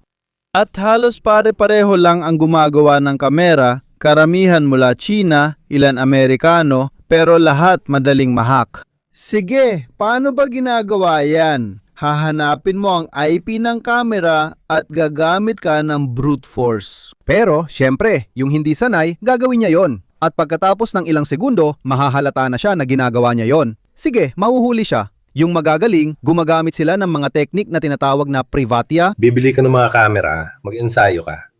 At kapag sigurado ka na, Hindi, mas madali pa dito. Sa kasamaang palad, mas madali talaga. Karamihan sa mga gumagawa ng mga device na ito ay iniiwang bukas ang mga ito. kasi iniisip lang iba, hacker ang may camera. Oo, iniiwang bukas sakaling kailangan ng maintenance o malaman kung gumagana. Kapag nahanap mo ang pinto at napakadaling makita ang bukas na pinto, ayan, lalagyan mo lang ng payload at nahack mo na siya. Ang mga Israeli, hindi tulad ng mga karaniwang alamat, ay hindi nila nahack ang buong traffic system ng Tehran. Inhack lang nila ang mismong kamera. Oo, ito, ipapakita natin ito dahil maaaring magdulot ito ng maraming tanong. Nahack ng mga Israeli ang kamera sa paradahan ng mga pribadong sasakyan ng mga bodyguard ng iba't ibang ayatollah. Nakilala na ba sila ng intelihensya at may trigger na para simulan ang operasyon? Tama, sobrang tama. Nung sinabi namin sa nakaraang live, 2 live na ang nakalipas, na nangyari ang pag-atake sa kakaibang oras. Dahil lang may pagkakataon, ito ay dahil sa sunod-sunod na mga pangyayari, gaya ng paghahack, artificial intelligence at iba pa. Tama, ito nga yun. Ibig sabihin, sinimulan nila yung dating labeling system natin kaya ginagamit tuwing may artificial intelligence. Kinilala ng makina ni Ginong X-Wides ang tao, sinusundan at naintindihan ng oras niya at alam na kapag nandyan siya, nandyan din ang mga boss niya sa Kopabo. Kaya nga binigay ang okay at kaya rin sinabi ng mga opisyal na sources mula pa sa simula na naisagawa na ito. Napatasik na si Ayatollah kaya hindi sila pumunta dun para lang makita, alam na nilang nandun siya. Tama na isinama mo ito dahil isa ito sa pinakamalaga at nakalimutan ko ito sandali. Hahatiin ko ito para sa inyo sa kumpirmado, malamang, posible. Sige, dahil malinaw na hindi lahat ng impormasyon ay madaling maintindihan o nailalabas sa publiko, sa pangkalahatan o kahit sa mga espesyalista. Pero yung ginagawa na ng artificial intelligence, ginagawa na ng mga sistema ng Palantir, gaya ng sinabi natin, kaya nilang magsagawa ng malawakang pananaliksik tapos gumagawa sila ng data fusion, yun ay ginagawa pa rin ng Palantir. At pagkatapos, ang mga pagsusuri ay ginagawa gamit ang mga makinang ito na hindi katulad ng mga ginagamit natin, tulad ng generative pre-trained transformer at iba pa, kundi ibang gamit nila. Isalin din natin sa mas hindi technical na mga salita. Ibig sabihin mga sensor. Anong ibig sabihin ng sensor? Sige, radar, talaan ng pagkakadikit, mga signal sa loob ng sphere. Sige, Kaya mga signal na gawa rin ng kalaban at BPG. Kaya mga satellite photos at BPG, mga spy plane at mga ganung bagay. Pagsasama-sama ng datos. Kunin mo lahat ng yan, ipapakain sa artificial intelligence na mag-aanalisa at magsasabi sa'yo based dito, dito, dito. Sa tingin ko, nandito ang target na gumagawa nito. Okay, dito pumapasok ang bahagi ng tao, ibig sabihin, ang tao sa proseso. Sinasabi ng mga tao, sige, tamaan mo yung target na yan. Siguro hindi isang paaralan na may mga batang babae o mga ganung bagay. Tama. Cadena NG utos. ang layer ng utos kung saan pumapasok na ngayon si Palantir. Parang ito na ang artificial intelligence na nagsasabi sa'yo kung ano ang pinakamainam na hakbang. Ano ang pinakamalapit na eroplano na pwede magsagawa ng pambobomba sa taong ito. Base mula sa security circuit na inanalisa ng artificial intelligence, nandyan yung eroplano na yon, 100 kilometro ang layo. Perfecto, may mga armas ba tayong kailangan dito? Oh, perfecto. Ito ang aksyon na gagawin, isinasaalang-alang ang anti-air system, kalaban, radar, at iba pa. Ibinibigay rin ito ang tamang ruta. Kasi kung maghihintay ka sa taong gagawa ng ganito, para sa desisyon gamit technical na datos, dapat mag-briefing at magplano ang kampakabayo. Tumakas na ang target. Nailahad mo na. Sinabi ko ito ng simple at makapangyarihan. Perpekto, wala na ako masasabing hiigit pa. Magdadagdag lang ako ng ilang paglilinaw sa mga acronym para mas maintindihan DoD at hindi magkamali. Kasi ang kagawaran ng tanggulan na ngayon ay para sa digmaan, ang intelligence, surveillance at recognition ay nangangahulugang intelligence, surveillance at recognition. Kaya mga sistema ng intelihensya, pagmamanman at pagkilala. Kaya may intelihensya tayo, pati ang tao. Mga serbisyo, okay. Tapos, meron pang mga satellite at pagkatapos ay may mga drone at lahat ng scraping na pinag-uusapan natin ay pinagsasama-sama ang lahat itong koleksyon ng mga balita. Ibig sabihin, gaya ng sinabi kanina, sa sandaling ang pangunahing input ay ang kotse ng bodyguard ni Khomeini, doon, kailangan itong pumasok sa sistema. Kailangan nating mekanismo para magpatatag. Ano ang mga bigat, okay? Ang kotse ng bodyguard ni Khomeini, ang kanyang personal, ay mas mahalaga kaysa sa kotse ng tagalinis. Okay? May vetting kasi baka sabihin sa'yo na 77% ang facial recognition ng bodyguard. Kaya ang mga tao nagsasabi sa politiko, ikaw ba ang magtataya ng panganib? Oh, perfecto. Tayo na. Tama, mas mababa pa. Sa sensors, may dalawa pang acronym na naalala kong di ko pa nababanggit sa inyo. Isang napakahalagang proyekto ng Palantir na tinatawag na Maven ay ang sikat na kalasag. Ang kupola na tinatawag nilang Golden Dome, isang bagay na ganito, ayan, yun ang kupola na pinapangarap ng Pentagon na magkaroon sila. Para. Per Oh, galing, nakuha mo, perpekto. Pinagsasama nila lahat, bawat maliit na parihaba, isipin ninyong bawat isa ay isang ahente, okay? Kaya bawat ahente ay may kanya-kanyang bigat. Nagagawa ng makina na pagsamahin ang mga impormasyon, ipakita ang mga ito. Mga bata, parang kapag halimbawa gumagawa tayo ng business plan para sa isang kumpanya at pagkatapos ay gumagawa tayo ng cover letter, ibig sabihin sa unang pahina sinusubukan nating ibuod ang lahat. Ayan, iyon ang napupunta sa mesa ng Miraglio o ng general na siyang nagkokordina ng lahat. Ibig sabihin, mga pribilehiyadong impormasyon, mga kontroladong impormasyon na may kasamang iba't ibang mga senaryo kung saan hindi na kailangang sabihing ulitin. Nandyan na ang mga kalkulasyon. Kaya, lagi pa rin tungkol sa kill chain. Tapos muli, meron tayong mga impormasyong nanggagaling sa mga nagbabantay mula sa mga mata, maaring nasa lupa o sa mga satellite o drone. Pinagsasama-sama ng sistema ang lahat ng datos na ito at hinahayaan tayong makarating sa puntong kagaya ng ginagawa noon, ang tinatawag na target vetting. Okay, ang pagpili kung alin ang mga prioridad na target. Ang isang prioridad na target ay maaring may sarili ring oras o timing, sabi ni Mirko. Dati, kahit kumpleto na ang datos namin, alam naming magkikita pa rin sila sa compound. Kadalasan gabi ang atake, pero ginawa namin ito sa araw dahil yon ang tamang oras. Parang abiso lang ito, tulad ng natatanggap natin sa cellphone. Dumating na ang oras, magdesisyon ka. May mga asset ka sa posisyon at mga target doon na posibleng tamaan, gusto mo ba itong gawin? Sa totoo lang, ayos na. Tama, sobrang tama. At pagkatapos ng vetting ay may desisyon, command at control ang C2.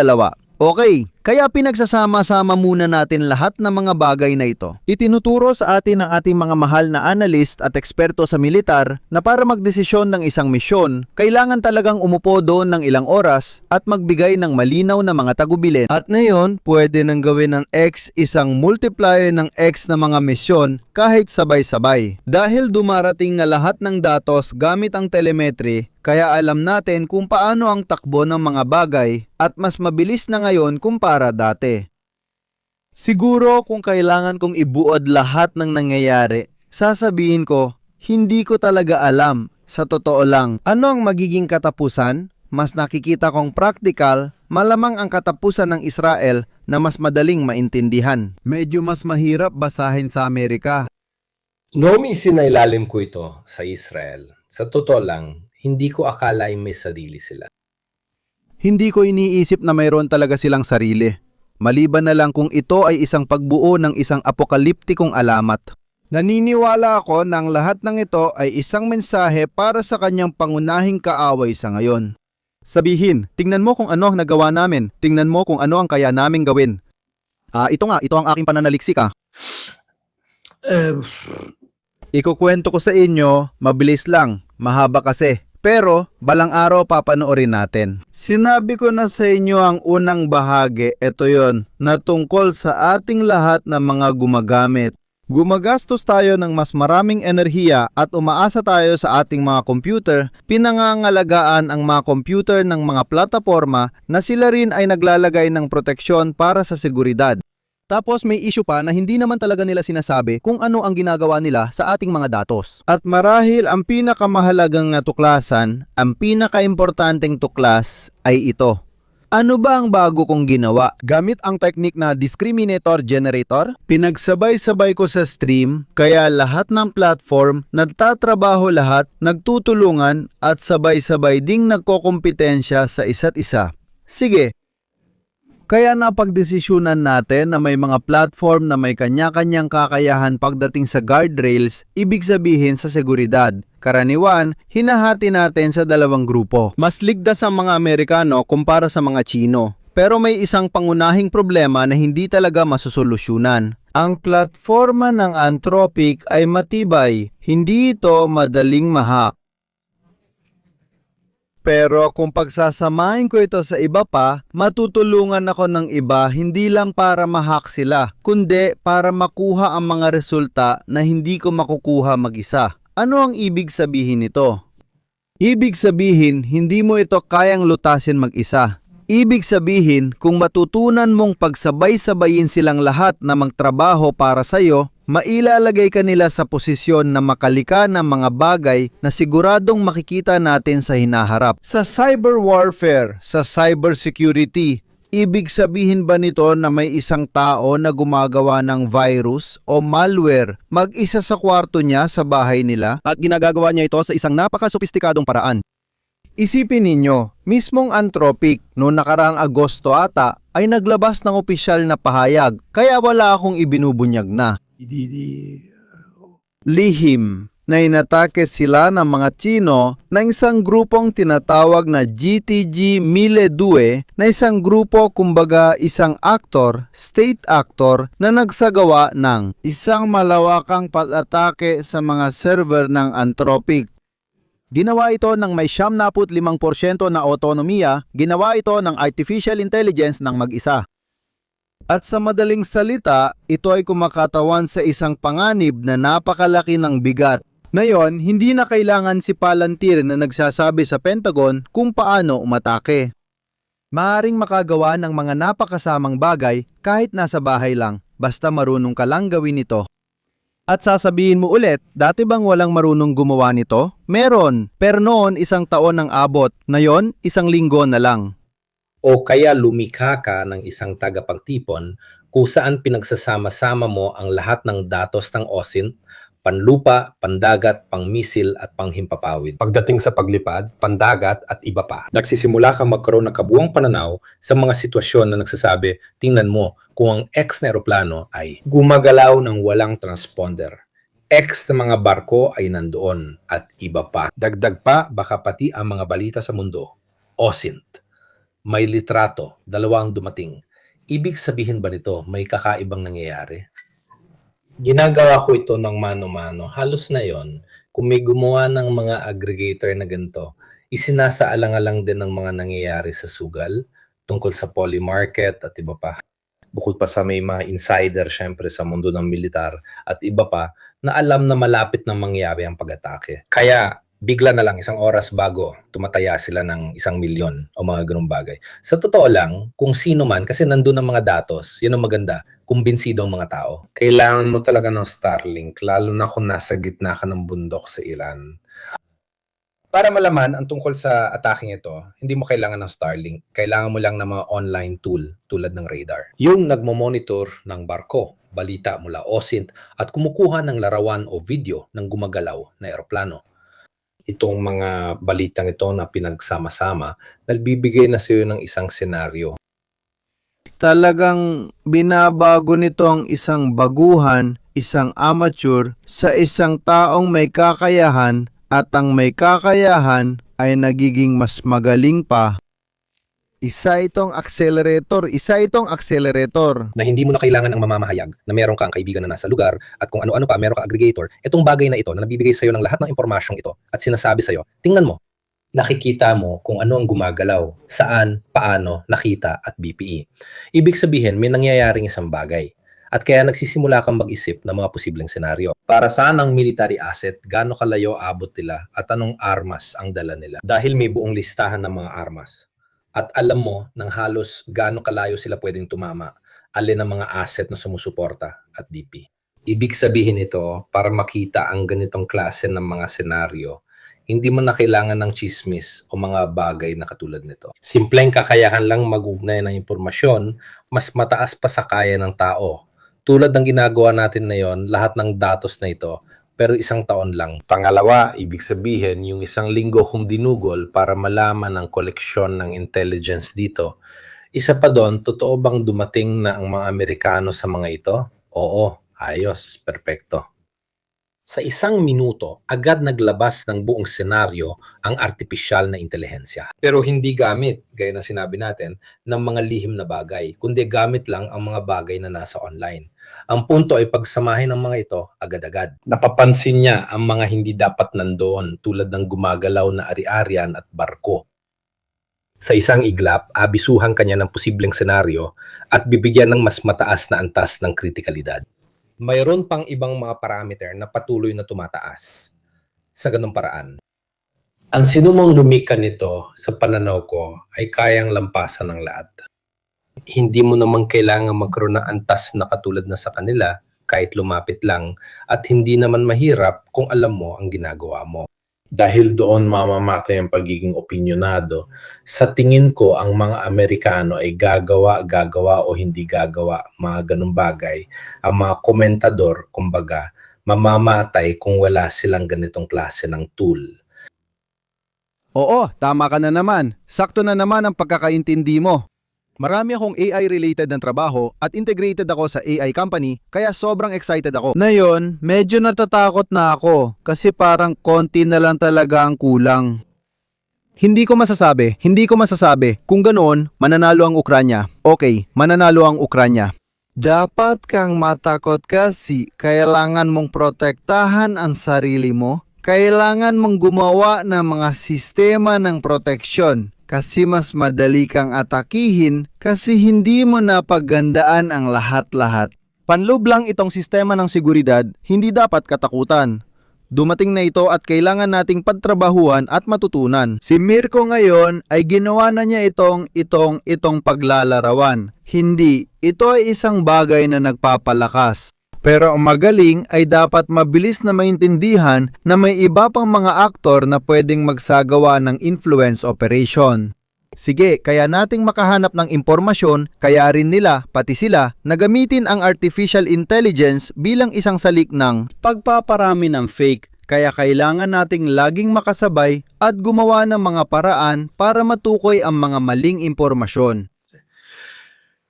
Pero may hacker na nakakakilala ng mga unidentified flying object at nasa serbisyo na. Di ko alam. Si Obama yata may sinabi tungkol dyan tapos tinawag siyang baliw. Mula sa pananaw ng mga inilabas nila, sinusundan ko yung mga lumang bagay, dekada 90, Majestic Dose, Blue Book at iba pa.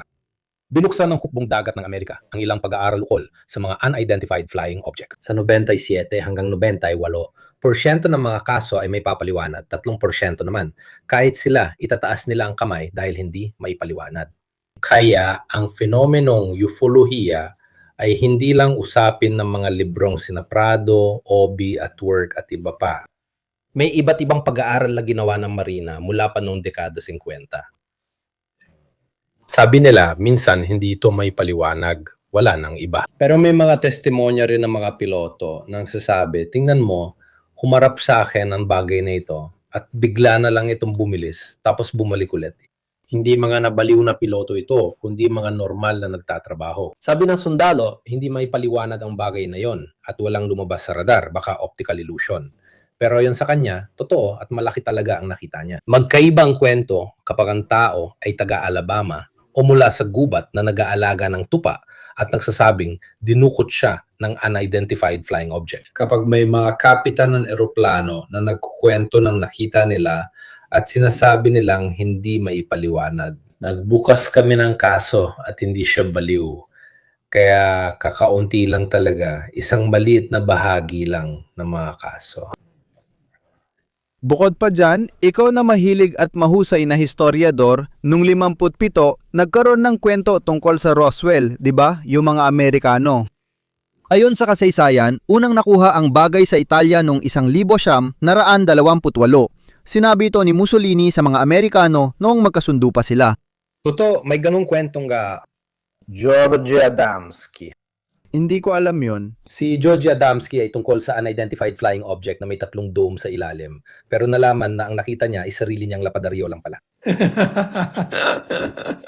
Malaking kaibigan ng mundo ng mga unidentified flying object si George Adamski. Mulay, parang artificial intelligence lang yan. May mga gumagawa ng seryosong pananaliksik at meron ding influence operation na inilalagay ito sa sitwasyon na bukod pa rito, malinaw na ginagawa nila ang aktibidad ng pag-impluensya gaya ng pagsisikap nilang isarang bilog kay Amodei. Ikaw, gusto mo ba ito? Si Jan Poloski ay napaka-credible, laging iniimbitahan, pero walang gustong makipag-debate sa kanya. Salamat sa kanya. Live top. Sana sa susunod. Hindi ko kaya makipag-debate kay Stirpe at hindi niya ako tatanggapin. Posibleng interesado siya. Paano kaya nanatili ang intelihensyang militar ng Iran? Wala silang satellite o kahit ano sa mga bagay na yan. Ni malapit sa INSIC o Ruso, kalimutan mo na, magagaling talaga sila sa mundo ng hacking. Pero wala silang kapangyarihan. O sabihin na natin, ang mundo ng mga semiconductor para gawin ang mga bagay na to. Dito, Anthropic, 14 na bilyon, pinag-uusapan natin. Kung pagsasamahin mo lahat ng mga nasa mundo ng AI, daan-daang bilyon pa ang pinag-uusapan. Hindi para sabihing wag sabihin, pero ang Russia ay gumagastos bago ang digmaan 40 bilyon kada taon. Para sa buong hukbo, itong mga ito ay gumagastos ng 100 kada taon para lang sa artificial intelligence. Na yon, gaya ng sinabi ni Marco Busi, tungkol din sa mga usaping satellite o tungkol sa mga usaping telepono, mga cellular network, ang mga pribado ay labis na nakakaigit. Ang mga budget ng malalaking ahensya tulad ng TNT at iba pa kaysa sa mga nasa telekomunikasyon. Mas malaki pa ito kaysa sa kabuuang budget ng buong Amerika. Mga kaibigan, ang Nvidia ay nakatahalaga na ng 8,500 bilyon. Dati, imposibleng malampasan ng Apple, pero ngayon, hindi na. Ang mga tanging nakakaalam lang nito ay ang mga Chino, at sa katunayan may ilang mga chismis tungkol sa ilang mga bagay na Chino na nahuli doon. Pero hindi para tulungan ang mga Iranian, kundi para tulungan ang sarili nila. Pinagmamasdan nilang may interes ang mga pangyayari. Sa isang banda, hindi para bigyang diin ng Amerika ang Iran. Magdala ng demokrasya, papapalit ng rehimen, mga ganitong bagay. Pero para ipakita na sila pa rin ang pinakamalakas at para makita rin kung gagana ang mga bagong teknik na ito. Walang ginawa ang mga Chino kundi manood ng may matinding interes. Baka muling suriin din nila ang kakayahan nilang makipagsabayan sa mga Amerikano kung talagang malayo ang agwat o hindi naman. Dalawang aral na maaari nating makuha marahil na may kaunting kasiguruhan ay ito. Isa ay yung nabanggit ko sa iyo. Para sa akin, mensahe to sa Sina na nagsasabing, tingnan kung ano ang kaya naming gawin. Ang pangalawang mensahe ay tungkol sa buong kwento ng sugatang hayop ng imperyo na unti-unting nawawasak. Hindi na sila pwedeng mapasimula ng digmaan kahit saan, tulad na sabi ng ilan sa Italia na di na marunong makipagdigma ang mga Amerikano. Sa tingin ko, may usapan rin tungkol sa pagsasara ng isang front, gaya ng Ukrainian o Middle Eastern front na madalas buksan ng Israel. Sa totoo lang, halos naubos na nilang mga kaaway nila. Kailangan din natin sabihin yan. Isara ang sugat ng Venezuela at sugat ng Cuba, na palagay ko ay siya na ang susunod at unti-unti nang nawawala. Sa tingin ko, babagsak yon dahil sa panloob na issue at sariling dahilan. Kasi dati, sabihin na natin, may salbabida siya, kumbaga, o salbabida mula sa Venezuela na siyang nagpapalutang sa kanya. Sa totoo lang, pabawas ng pabawas ang dumarating mula sa lahat ng panig. Kaya kailangang isarang ilang lumang laban para isa na lang ang harapin. Ang dahilan din ay dahil pinipilit talaga nila ang muling pagbibihis armas ng Europa. Siyempre, ang ibig sabihin ng pagbibihis armas ay bibili tayo ng gamit nila, hindi naman tayong gagawa. Ganon. Kayo ang bahala sa mga Ruso, kami naman malaya ang mga kamay namin. Bahala na si Israel sa sariling hangganan nila, lalo na ngayon na may malaking kalamangan sila ron. Sa totoo lang, sabihin na natin, hindi na umiiral ang Syria, ang Hamas at Hezbollah. Halos wala na ring balita. Maliban sa 2 missile sa Cyprus o mas tamang sabihin, 2 drone sa Cyprus na wala namang nangyari. At tungkol sa discombobulator ni Trump, may sinasabi ba sila? Wala, si Trump ay may discombobulator sa utak niya. Araw-araw may bago siyang naiisip. Pero siya, ang totoo niyan, magkaiba ang sinasabi niya sa publiko at ang tunay niyang kakayahan. Hindi siya ganoon ka-inosente gaya ng gusto niyang ipakita. Sigurado akong pagdating ng Setyembre, tapos na ang lahat. Nais ng Amerika na unahin ang sariling interes at magkulong sa sarili. Tama, iyan ang politika ni Trump. America first, sabi niya. Tapos naging Continente Americani first at baka maging Groenlandia rin at iba pa. Pero hindi naman nagbago ang kakayahan ng Amerika na magpakita ng lakas sa labas. Ibig sabihin, parang pinagpapalit ng mga tao ang sinasabi ng isang politiko ang mga intensyon niya sa kakayahan ng bansang iyon. Tama. Maaari kung gustong iwasan ang unang digmaang pandaigdig tulad ng mga Amerikano, pati na rin ang ikalawa. Magkunwaring digmaang Europeo lang ito. Ngunit pagkatapos, kaya nilang makialam at maging mahalaga rito. Kaya taliwas sa ideyang ibinenta ni Trump, kahit sa kanyang magana tagapakinig, hindi natalo ang mga Amerikano. Maliban sa presensya ng sundalo sa lupa na ayaw ng mga Amerikano. Ngunit mula sa usaping pagpapalawak ng impluensya at lakas, lalo silang lumakas. Nitong mga taon, nagsimula na silang gumawa ng bagong bagay. Dahil napagtanto nila na nahuhuli na sila sa mga Chino, kaya natakot silang maungusan, malampasan, pero Amerika pa rin ang tanging bansa sa mundo na kaya mapalutang ng 10 aircraft carrier. Assolutamente. At wasakin ang bansa. Ibig sabihin mga kaibigan, ang nangyayari sa Iran, bukod sa suporta ng Israel, ginagawa nila ito gamit lang ang 2 aircraft carrier. Isipin nyo, 5, 6, 8, 2 aircraft carrier lang ang napapaluhod sa Iran. Hindi na nung kalaki ang puwersa, di ba? Yung aircraft carrier at teknolohiya nito ang tunay na nagpapakita ng kaibahan kahit pa may libong eroplano ka. Pero kung mga Phantom lang yan, kung mga Defense Fighter 5, Defense Fighter 14, o so 24 lang yan, dehado ka pa rin. Mga henerasyon, parang nakikipagdigma ka pa rin noong dekada 70. Oo, pero sa totoo lang Mirko, yung video na pinapalaganap nila na dati akala natin ay biro lang at masaya, parang kay Tom Cruise, para lang yon sa internal na gamit. Kaya ng F-35, talunin ng F-5, walang personalan. Parang si Roberto Baggio, alamat ng football noon, nagyayabang na tinalo niya ang isang high school na bata. Hindi patas ang laban mula simula. Hindi nila napansin ang paparating na missile, kawawang F-5. Hindi, talagang hindi. Kaya ito, inuulit ko, para lang ito sa internal na gamit. Pinagkakaisa nito hindi lang ang base ng MAGA, pati na rin ang Neocon. Wala na rin si JD Vance sa paligid. Si Marco Rubio ang kumuha ng kapangyarihan, ang kontrol ay malamang na makikita pa natin sa loob ng ilang linggo pa, kung hindi man, baka umabot pa ng 1.5 buwan. Nagtatanong kung alin pinto ito. Ang Bush ay gumagalaw, hindi magandang pangalan para dito. Nagbigay na sila ng beses, 3 na, talaga namang malas ang Bush. Ayan. Tama. Ayan, ito ay maganda. Tatapusin natin dito dahil gusto natin itong panatilihing buo para ma-enjoy ninyo. May mga libro ba kayong mairekomenda tungkol sa artificial intelligence? Sige. Pasensya na mahirap sabihin mga kaibigan. Sa loob ng 6 na buwan, kahit anong basahin ninyo ngayon, Luma na yon? luma na agad yon kapag pinag-usapan mo pa, lalo na kung libro pa. Subukan ninyong. Ano kaya, sabihin na natin, ang mga malalaking hakbang at BP. Kung umasa kang may libro mapapaliwanag ng Anthropico o OpenAI na yon, luma na agad ito paglabas pa lang dahil galing sa datos na ilang buwan nang nakalipas. Kung henyo siyang mabilis magsulat, hindi. May rekomenda akong isang interesante na isa rin magandang kontak, si Alessandro Aresu. Ipapaliwanag niya sa iyo ang geopolitika ng artificial intelligence kung mas interesado ka sa aspeto ng produksyon ng artificial intelligence. Maiintindihan mo ang kasaysayan, paano at saan gumagalaw ang pera, at sino ang gumagawa ng alin. Kung hindi, gaya ng sabi ni Mirko, sasagutin namin tanong mo at pwede mo kami sulatan ng pribado. Pero hindi kita irerekomenda ng libro ngayon dahil baka mawala na ang halada nito sa 2 linggo.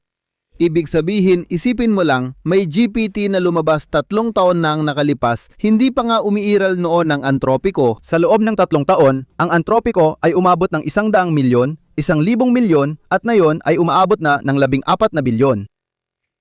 Hindi ko maalala na may mga kumpanya sa kasaysayan na nagkaroon ng ganitong kabilis na pagbilis. Malamang sa loob ng 1 buwan, 2, 5, 10, may lalabas na namang bagong modelo na katatakutan ng lahat. Kaya, basta, tandaan mo, ilagay mo palagi lahat sa tamang konteksto. Panurin mo ang mga panayam ng kung sino. Mas gusto kong sundan ang mga taong involved kaysa diretso makipag-usap sa nasa loob. Kasi pag nawala ka ng 1 linggo, hindi mo na nasusundan. Oo, pwede kitang bigyan ng ganitong payo. Ito ay sinabi ni John Polofsky. Isipin mo kung araw-araw may 20 bagong iPhone na nilalabas. Tama, pwede kitang bigyan. Siguro ito, oo. Sulit ibigay ito. Hatiin mo sa 2 grupo, yung mga gustong takutin ang mundo pero may konkretong datos. Jan Polofsky, Ilya Sutskever, siya yung nakaimbento ng Generative Pre-trained Transformer, Geoffrey Hinton, Nobel Prize winner. Ito yung mga taong medyo nananakot dahil nagpapakita sila ng nakakatakot na senaryo. Natataranta ka habang pinapaisip ka nila, sinasabi ng nag-i-interview na masasolusyonan ang senaryo pero hindi mo pwedeng gawin sa gusto mong paraan at sasabihin pa niyang niloloko mo lang ang sarili mo. Yung usapan tungkol sa 20 cellphone, isipin mo na lang kung ganun kabilis magbago, parang may 20 cellphone araw-araw. Hindi mo na masabayan. Tungkol ito sa predictabilidad na may punto kung saan hindi na natin masundan ang pag-usubong o pagbabago. Sinasabi niya na sa antas ng superintelligence, hindi mo mahuhulaan o makakalkula bilang tao at hindi mo rin makikita lahat ng posibleng mangyari. Nagbigay siya ng halimbawa. Napanood nyo na ba ang sci-fi movie na may super intelligence? Hindi, kasi kung kaya natin itong ilarawan, tayo na ang gagawa nito. Kaya, ang tatlong ito ay tumitingin sa mga bagay mula sa dalawang pananaw. Seguridad, napaka-philosophical nito. Kaya nakakaroon ka ng idea tungkol sa negatibong potensyal. Pero kung gusto mo namang malaman ang potensyal na siyentipiko, kung saan tayo makakarating, sundan mo si Demis Hassabis na mula sa Google, DeepMind, Nobel Prize sa Chemistry, 2024.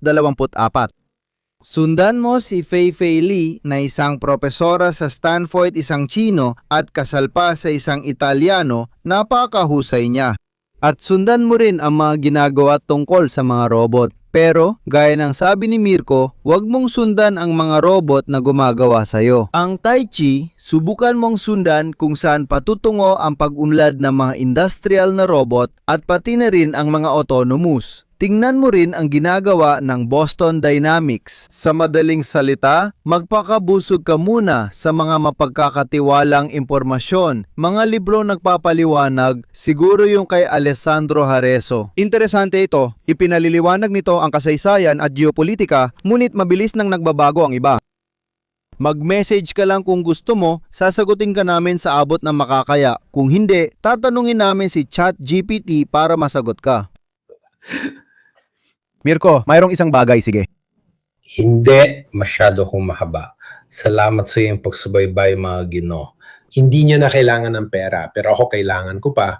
Gamitin nyo na ngayon dahil mamaya-maya wala na rin niyang silbi. Kaya maring isa pa itong dahilan para suportahan kung naniniwala kayo dito. Sa sinabi kong ito, mga Ginoo, hindi ko alam kung magla-live ako tungkol sa Iran sa Martes. Depende sa mangyayari kung tapos na ba. Ang pagbabalita sa maliit na pag-atake X o katulad nito ay hindi masyadong interesante, lalo na dahil 20 sistema ng paglulunsad ang nawasak. Kung may malahing mangyari, Kung wala, susubukan kong mag-update tungkol sa Ukraine dahil nahuhuli tayo at may mga hindi pa nangyayari. Inatake ng Ukraina ang 4 na barkong Ruso, inatake nila ang isang gas tanker ng Rusya malapit sa Malta. Sa madaling sabi, may mga bagay ding hindi nangyayari ron pero tinatago lang sa ilalim ng alpombra. Dahil sa mga pangyayari sa Iran, kaya depende sa kung gaano kabigat ang magiging sitwasyon ng digmaan sa palitan ng Iran, Israel at Estados Unidos. Gagawin ko ito sa isang Martes gagawin ko yung tungkol sa Ukraine kung hindi naman ganun karami. Pero babalik pa rin tayo sa Iran, malamang sa Huwebes o Biyernes, mga ganung araw. May iba pa kami inihahanda kasama si abogado ng Atomo at Aldo Giannulli tungkol sa potensyal na nuclear at iba pa, pati na ang mga pag-aaral. Pero yung mga nangyayari na yon ang nangingibabaw. Sa madaling salita, sa mga bagay-bagay. Kaya marami. Salamat kay Ivan. Mag-aral kayo kahit kaunti. Subaybayan ninyo ang mga bagay na ito at magkita-kita siguro tayo sa Martes. Maraming salamat sa inyong lahat. Magandang gabi at magandang gabi sa lahat.